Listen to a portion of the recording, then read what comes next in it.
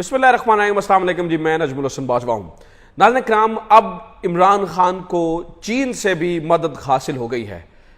चीन भी इमरान खान के लिए मैदान में आ चुका है और इस बात को आज उन्होंने अल ऐलान खुले अंदाज में सबके सामने कर दिया है। मेरे ख्याल से अब गवर्नमेंट के पास इससे बचने का कोई रास्ता नहीं कि वो इलेक्शन करवा दें और जिसका इक़्तिदार हिस्सा बनता है या हक बनता है या जो वोट लेता है वो आकर कुर्सी वज़ीर आज़म पर बैठ जाए। हुआ क्या? चीन किस तरह से खुलकर इमरान खान के हक में सामने आया है, किस तरह से खुलकर वो इस बारे में बात कर रहे हैं और इस तरह पहले कभी भी नहीं हुआ, आज तक नहीं हुआ। चीन ने ऐसा क्यों किया? चीन खुलकर इस तरह कैसे बात कर सकता है और उसने क्यों की और इसका फायदा इमरान खान को क्या होगा? आज इसके ऊपर बात करेंगे। नाज़रीन, आज बहुत इंपॉर्टेंट दिन था, इंतहाई अहम तरीन दिन था। वो इस वजह से कि हमारे वज़ीर ख़ारजा की चीनी वज़ीर ख़ारजा के साथ इस्लामाबाद के अंदर एक इंतहाई अहम मुश्तरका, आप इसे न्यूज़ कॉन्फ्रेंस कह लें या ब्रीफिंग कह लें, जो मीडिया को उन्होंने देनी थी, तो ये एक मुश्तरका एक्टिविटी थी। ये बहुत ही इंपॉर्टेंट थी पाकिस्तान के लिए।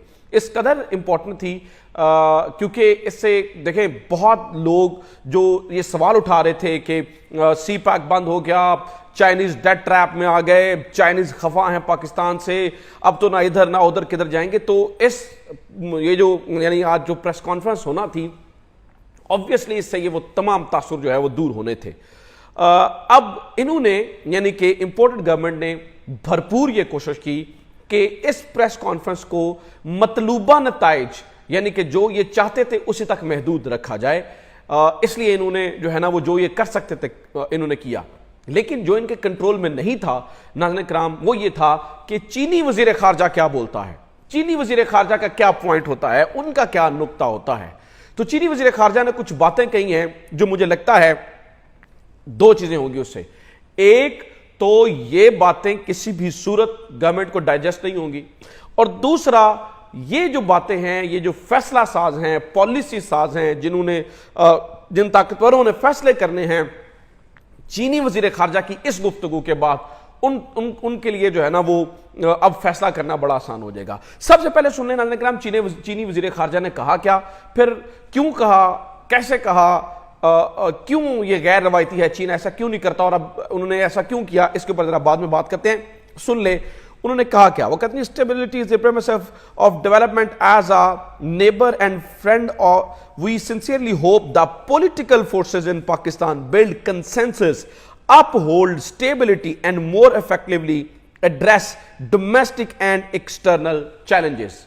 नाज़रीन किराम, वो ये कह रहे हैं पॉलिटिकल स्टेबिलिटी, तमाम पॉलिटिकल को सियासी ताकतें मिल बैठे और वो काम करे। ये चीन की ये चीन जो है ना वो कभी भी उसका ये तरीक़ेकार नहीं रहा।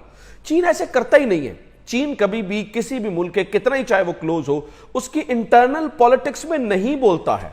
अब देखिए, चीन ने एक इंतहाई अहम तरीन मौके के ऊपर चीनी वज़ीर ख़ारजा खड़े होकर क्या पैगाम दे रहे हैं कि तमाम सियासी जमातें मिलकर बैठे, और ये सिफारती लैंग्वेज में एक बहुत बड़ा मैसेज होता है। इसका मतलब क्या है? देखिए, मतलब यह है कि तमाम सियासी जमातें ऑलरेडी, ये 13 या 14 जितनी भी हैं, ऑलरेडी गवर्नमेंट में हैं। सिर्फ एक सियासी जमात बाहर है जिसका नाम है पाकिस्तान तहरीक इंसाफ, जिसका नाम है पीटीआई। सिर्फ वो सियासी जमात इस वक्त जो है वो मैदान से बाहर है।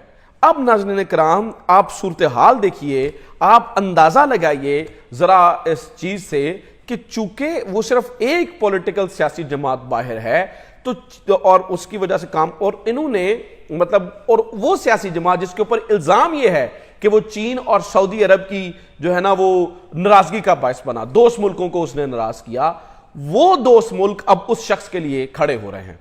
आपको ये मालूम है कि मोहम्मद बिन सलमान का क्या किरदार है। मोहम्मद बिन सलमान के बारे में इमरान खान कहते हैं वो आज भी मुझसे राब्ते में है।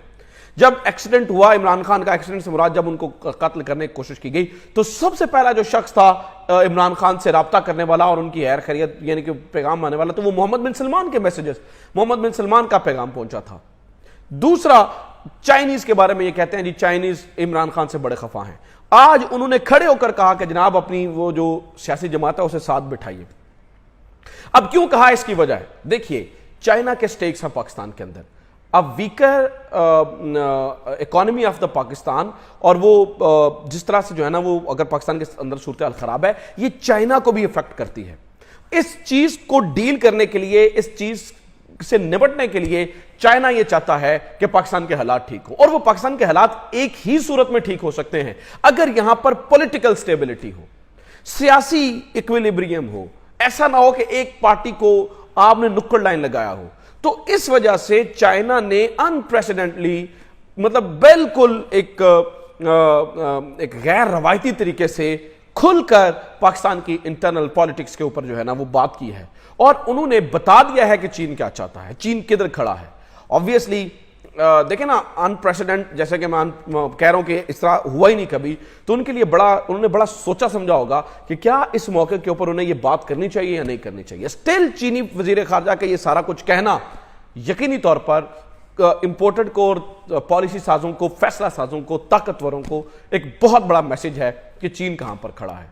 तो ऑब्वियसली ये अगर चीन ने इतना खुलकर कह रहा है तो उसका मतलब है कि वो भी इमरान खान के साथ, मतलब समझिए कि वो चाहते हैं कि फिर मसला हल हो, मतलब मसाइल जो है ना वो हल हो।